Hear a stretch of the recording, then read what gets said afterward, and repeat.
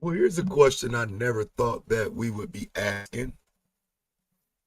Should college players be able to go back to the NFL after declaring for the draft and working out with NFL players? I say no, but apparently I am in the minority, it seems. And so, the Big Ten today announced that they're not doing it. They're not going along with that. And I mean, that's good for the Big Ten. But what about the rest of college football? Because this seems like it'll make the SEC a powerhouse, right? You have a school like LSU that's willing to take in some of these players that don't make an NFL team. And, the SEC is already one of the power conferences anyway. So by the Big Ten saying no, but the SEC saying yes, it leaves the question on if this is like a balance of power that's shifting back to the SEC.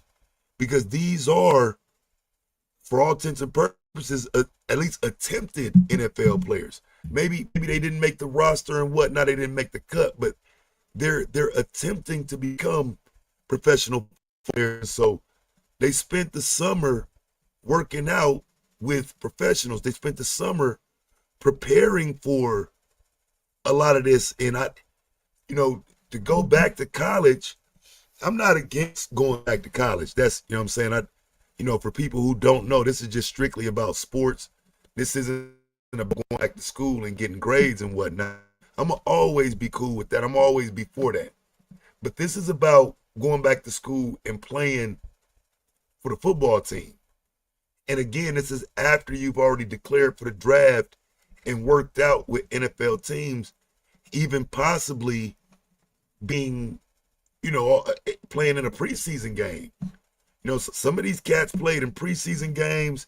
They were actually involved in trying to get literally signed to be professional. You don't make the cut, you go back to school. So this seems like the same thing that's happening with basketball. And I don't know if playing with professionals and working out with professionals, then going back to the school isn't, a type of advantage. I'm not saying it's a clear-cut advantage, but I don't know that it's not a type of advantage because, again, the level of workout, the level of play that you're playing with a professional league is different than college. And so this is 6-7 months of operating with the professionals. This is a few months of being there with the pros, and now you get a few pro tips, you get a few moments of pro experience. And you telling me you're now going back to college to play college players? I don't know. So I seen Lane Kiffin was speaking out about it, and he's actually defending it. And so I wanted to see what he had to say because, like I say, I'm against it. I just think this is a bad idea. These are people who went declared for the draft. They've been playing grown men. They elevated their games up. We gonna just act like they didn't do that, and you go back to college and play with the college students? I don't know that that's 100, but let's see what Lane Kiffin has to say about it. Made a decision to recruit some kids in the country. Through them winning their injunction and entry into the portal, they're available to recruit. At the end of the day, because of these rulings, they're either going to play for you or they're going to play somewhere else around the country. So this is a significant story, and I wanted to put together the best group I could for it today, and we certainly did that. We got Paul Finebaum, we got Dan Wetzel, pardon me, and we have Heather Dinich. Paul, I just want to quickly get your reaction to what Lane Kiffin, this was the first real comment we've heard from him. How did you think Lane Kiffin handled that yesterday? I think he missed the boat. Agree. Kiffin's smart. He's crafty, but he should have said something that all college football fans will understand. Nobody wants to play for the Cleveland Browns. Everyone wants to play for the LSU Tigers. That would have worked. Instead, he tried to look down at his notes, something that the legal staff had written for him, and he wildly miffed. But there is no easy way to explain it, but that would have done the job. Dan Wetzel, I mean, I don't think there's a way to explain it. I don't think there's a way to make it sound okay or acceptable. I mean, I just think that there's going to be pushback for this regardless.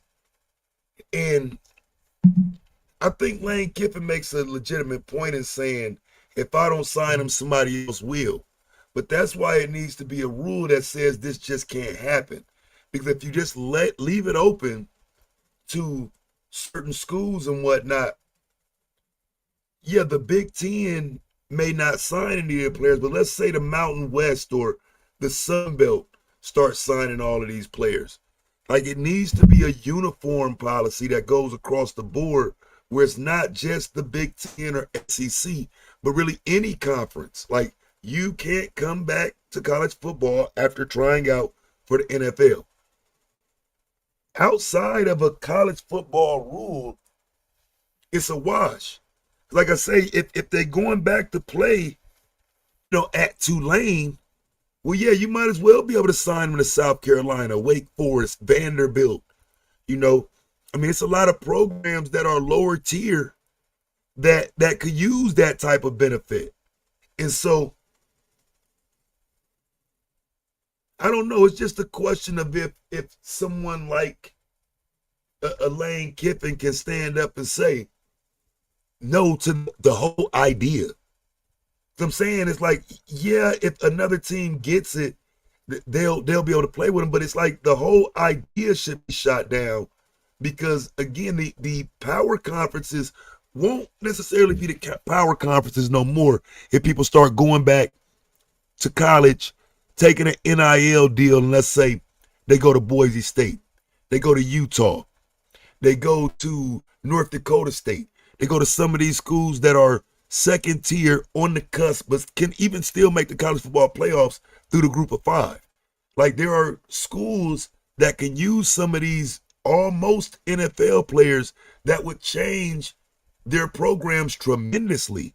So you don't let no school do it. Because, again, if this happens at Ohio State, yeah, fam, you bringing in professionals damn near to play with the already number one team, right? The number one team in the country, and now they sign a player who was almost in the NFL. I don't know that that's okay. And then this other element where they're declaring the draft, they don't make it, but then you come back to school and you go to a different school.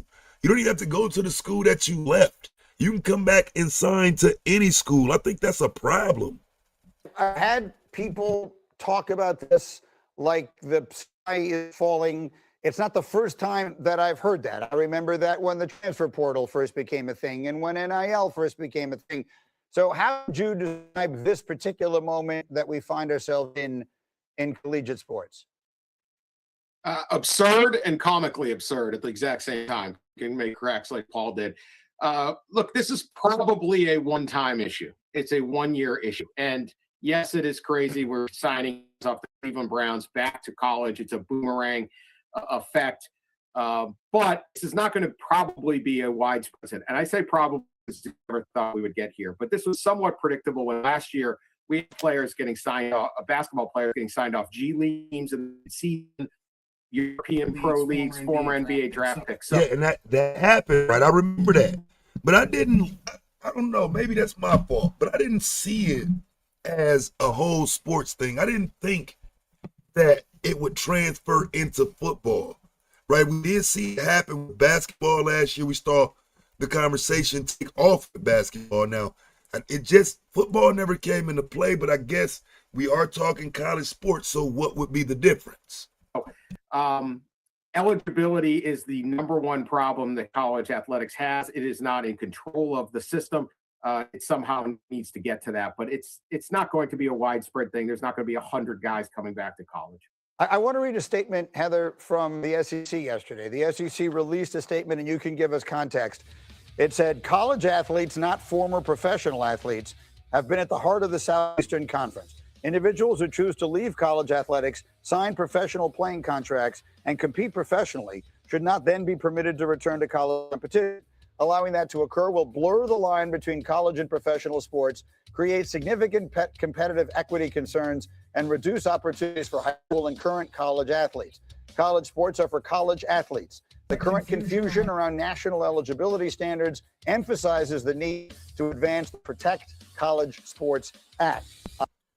Yeah, okay. And it's still dangerous right there, though, because it doesn't really cover the issue, right?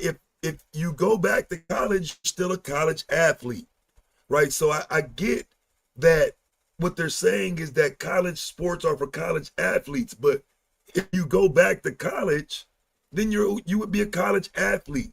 So this really don't cover the entirety of the issue as far as I'm concerned. It kind of downplays what it is that's actually being challenged here. Like, the point is to make sure we understand that, yes, college sports are for college athletes, but if you leave college, can you come back and be a college athlete? I don't think this statement addresses that. I don't think this statement even begins to address the actual issue at hand, because once you get back to college, you're back in college. So you're a college athlete again.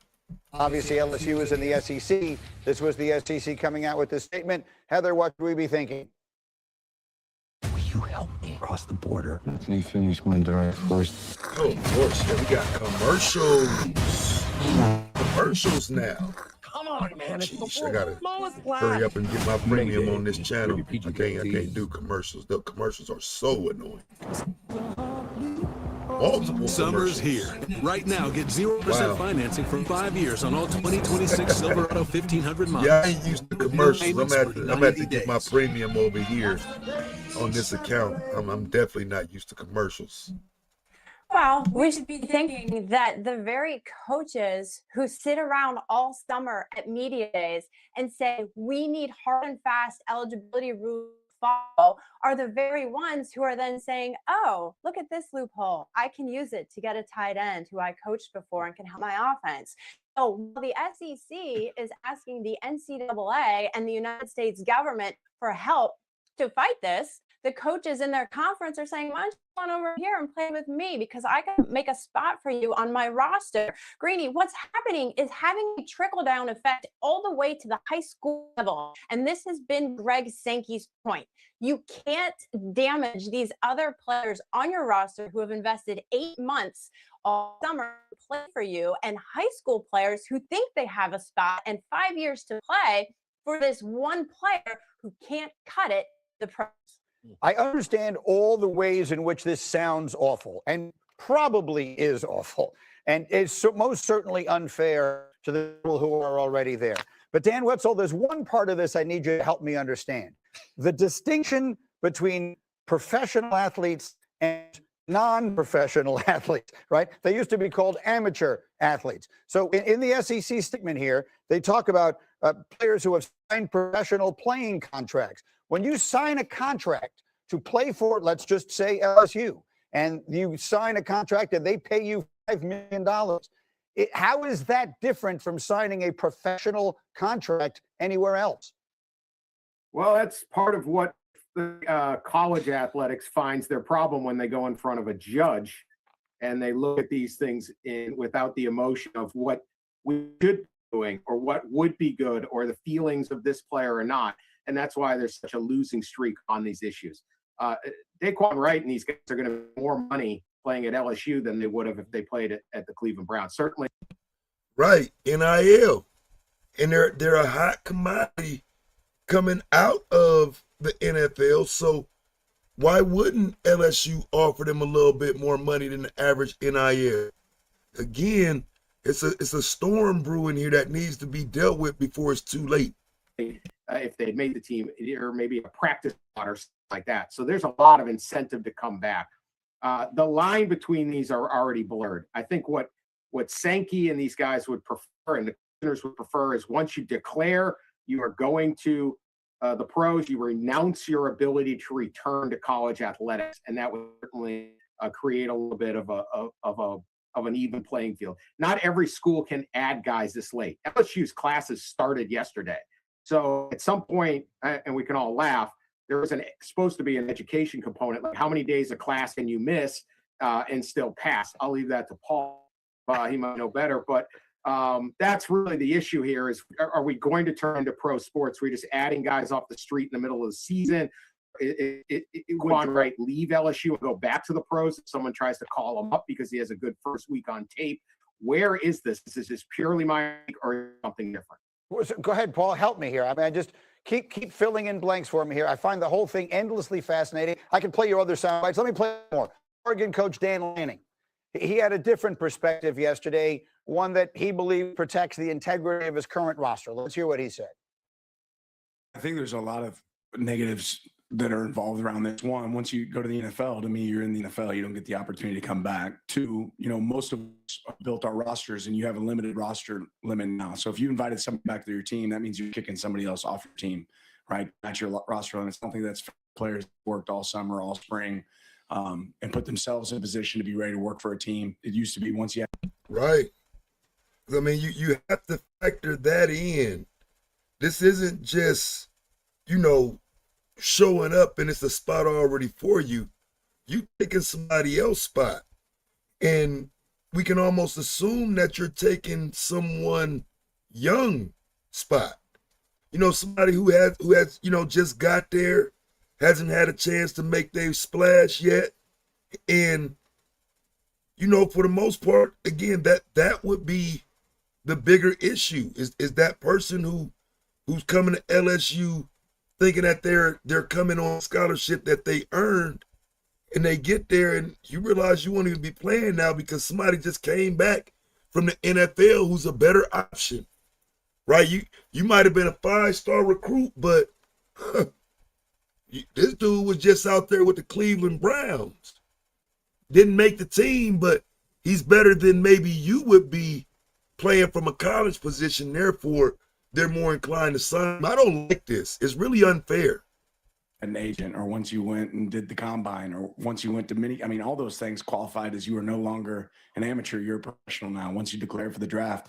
So to let any of those players come back, fair or unfair to them, it's unfair to the sport. And I think it's unfair to the players that are on current teams, for those guys to be coming back.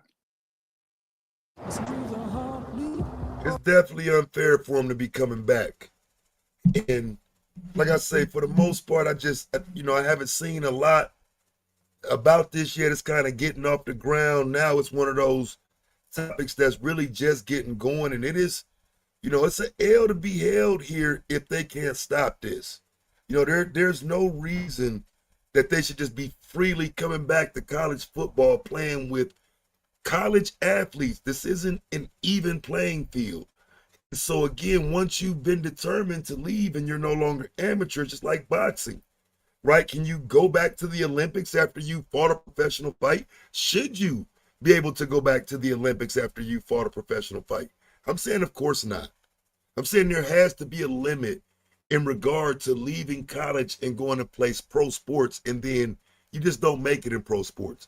But I don't think you should be able to now go back to college and take and again, it might be a small amount. It may not be a whole lot of experience, but nonetheless, it is professional experience. If you go and you're working out with the Cleveland Browns in hopes to get a contract with them, you have professional experience. You played in a preseason game with a professional team, you have professional experience. And that should negate your opportunities to play college ball. And so I just wanted to discuss that real quick. Like I said, I got more and more things I'll be discussing on this channel, and I will be on this channel a lot more often. Early parlays start tomorrow as I begin to lay out my parlay picks and bets and whatnot for people who are, into that type of thing for you to benefit from. I certainly benefit from it. So I'm going to start getting some of my parlays and picks out. We got college football FCS starting Thursday. And so, I'll be here, fam. I'm here a lot more than I used to be. Something crazy is going on the other side of YouTube. And I don't even really want to deal with it no more. So you'll find me here.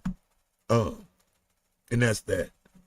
So I do appreciate y'all coming as I try to get this channel off the ground. Thank you for supporting. Like, share, subscribe, and rock out with me as I try to grow this platform regarding sports. And like I said, I'm gonna be on here a lot more than I think people even think, but you won't see it until you see it. So I'll see y'all later. Thanks for coming.